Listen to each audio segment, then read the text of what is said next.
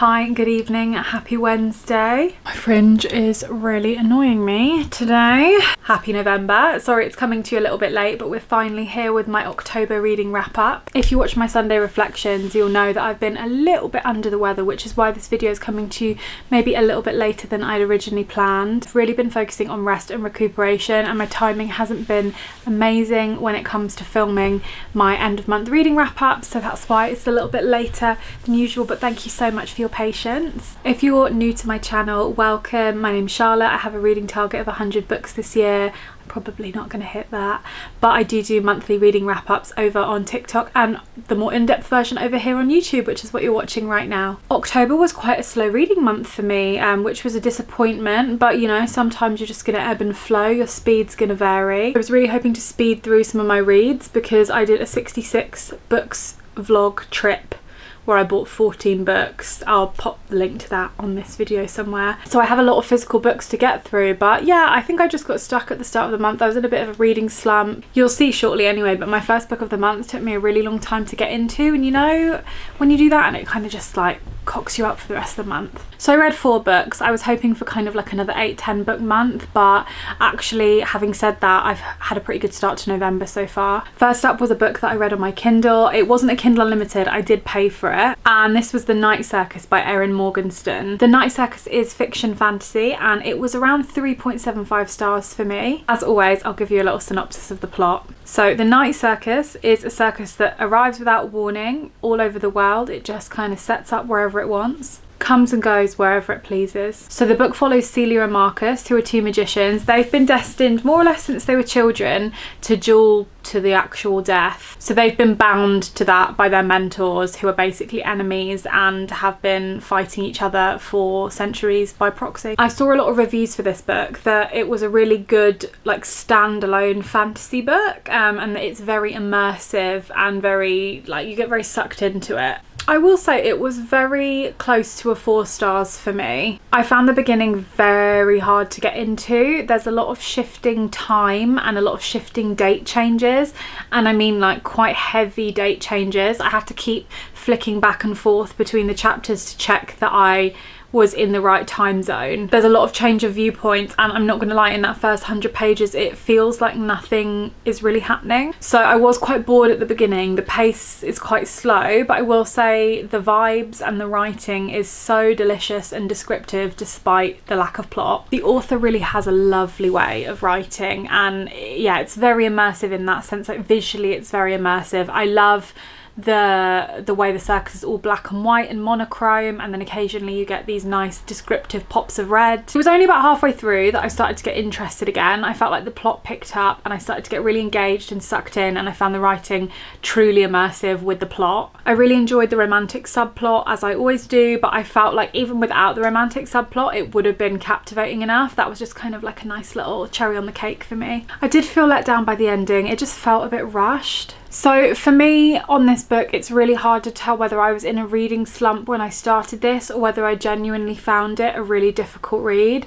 I do think it's a wonderful, like, character-driven book.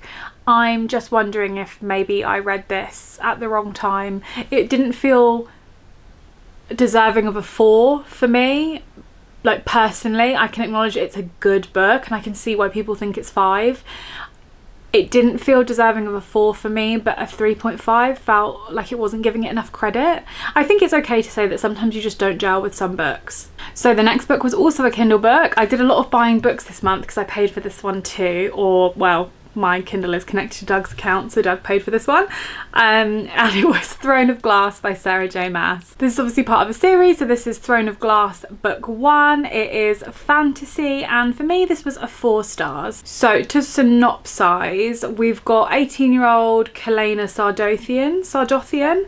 I think it's Kalena. I've been reading it as Kalena, but I haven't watched any reviews yet online, so if it's not Kalena, forgive me. So Kalena, yeah, she's 18, she's living in a slave camp for her crimes. She is an assassin. Crown Prince Dorian comes along offers her the chance to compete for a spot as the King's champion, which in turn gives her freedom somewhere down the line. Anyone that's followed my reading journey for quite a long time will understand that I have been putting off starting the Throne of Glass series. I'm not ready for a new SJM universe. I am not ready to put myself through an 8-book series. I'm not ready for book hangovers, you know, the whole shebang. I can acknowledge the problems with SJM and her writing and her books. I just really like how immersed I am when I read them. So yeah, enjoying SJM is a little bit of like my secret shame, because I can acknowledge that quite a lot of her books have a lot of problems with them.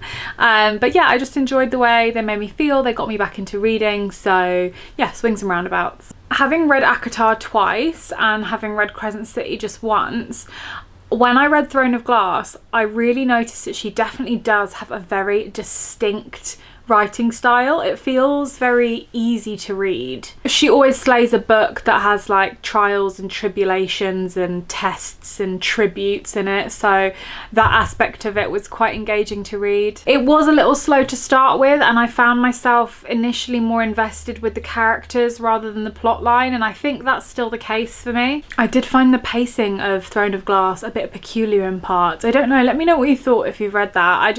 It was all of a sudden really fast and really slow. It was just, yeah, it didn't feel like all the same book. Ultimately, I'm looking forward to continuing the series. This very much felt like the first book without sounding too obvious. It was a very foundation laying book, very much a book one that gives us characters but doesn't get too deep into them, which was a bit of a shame. But yeah, I am looking forward to seeing where it goes and falling deeply in love and becoming obsessed. My next read was a physical book, and it was The Library at Mount Char by Scott Hawkins. Absolutely beautiful cover, isn't it? I'm so glad I got the physical version of this book. This is a fantasy / horror, and this gets 3.75 stars. Carolyn used to be a normal American before her and several others were taken in by a man they might believe to be God. They call this man Father. Her and her adopted siblings live in a library where they're forced to study various tomes and catalogues at his feet and under his beck and call. He's missing and they fear he might be dead, and they are off to look for him. I will say that was really hard to synopsize, if that's a word, because genuinely I think this is one of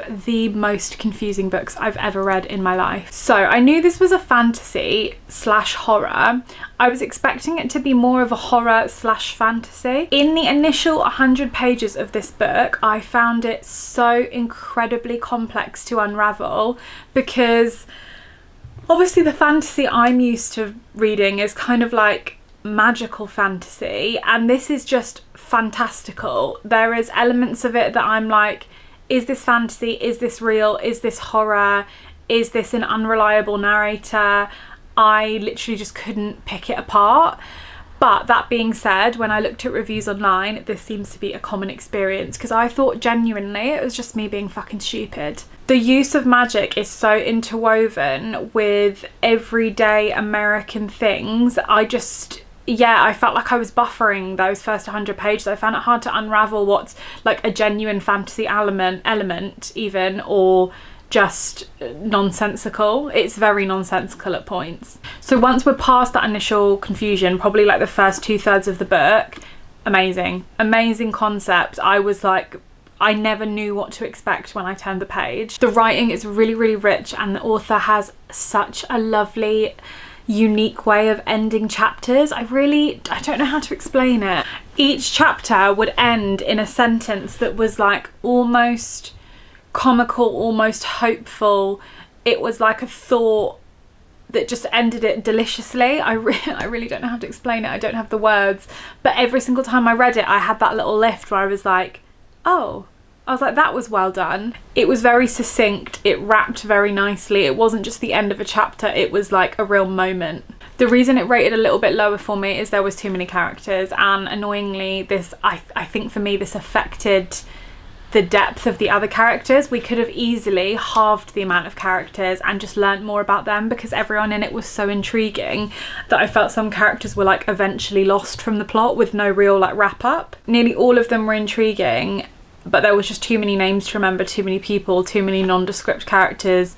It was spread a bit too thin character wise. I don't have a lot to say about this book really, other than like, what the fuck, because I just don't know how I feel about it. The book happened to me. One thing I will say as well, as I have read a lot of incredibly like fucked up shit in the past, but this book is incredibly violent, like very violent.